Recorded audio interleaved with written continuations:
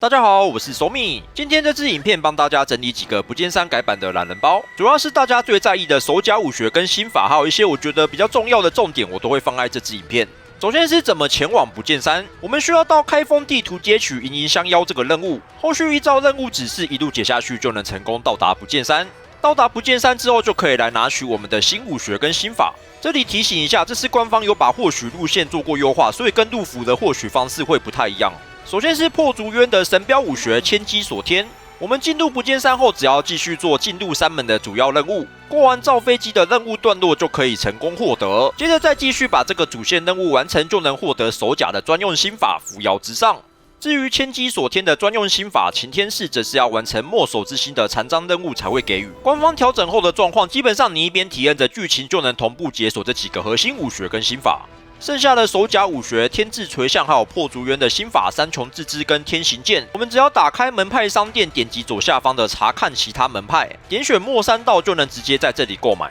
这边也先跟大家说明一下，不用担心你不是墨山道的地址会买不了，因为它是放在剑爱商店里面，这是全部门派的玩家都可以直接购买。拿完前面几个核心武学跟心法后，接下来要带大家去拿全新的96级外公美食蒜鱼的料理。我们先传送到不见山的异墨仿界碑，顺着道路旁的楼梯上去后，就能找到妙妙喵商店。这里会需要10个不见山的妙妙喵货币，我们往后转就可以找到许多妙妙喵，跟他们进行游戏就能获得货币。比较近的范围这边有4只，水下2只，然后附近圆形的建筑物旁边各有1只。我们只要随便找2只妙妙喵，完成任务就能回去购买我们的蒜鱼食谱。蒜鱼的使用材料非常简单，首先厚纸肉块可以直接去杂货商购买，或者用生活物资资源箱进行兑换。第二个材料蕈菇获取的方式更简单，只要到达九流门驻地最下层的区域，这里一堆蕈菇可以采集，记得采集前要先吃炒鸡面正义一下。最后一个材料是不见山的特产鲫鱼，我们需要传送到不见山的碧水云涛界碑，接着前往这个区域的上方或下方的水域。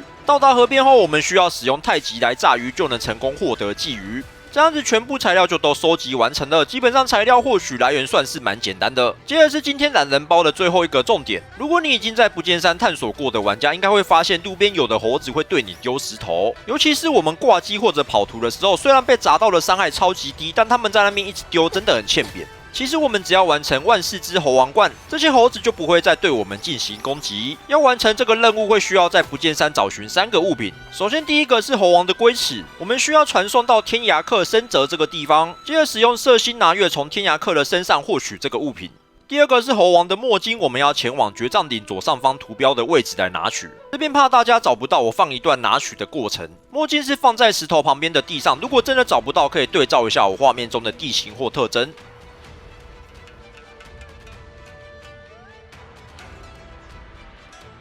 第3个则是要前往决战林地图下方的缺口处，这里有一个带瀑布的山洞，我们进去后可以找到猴王，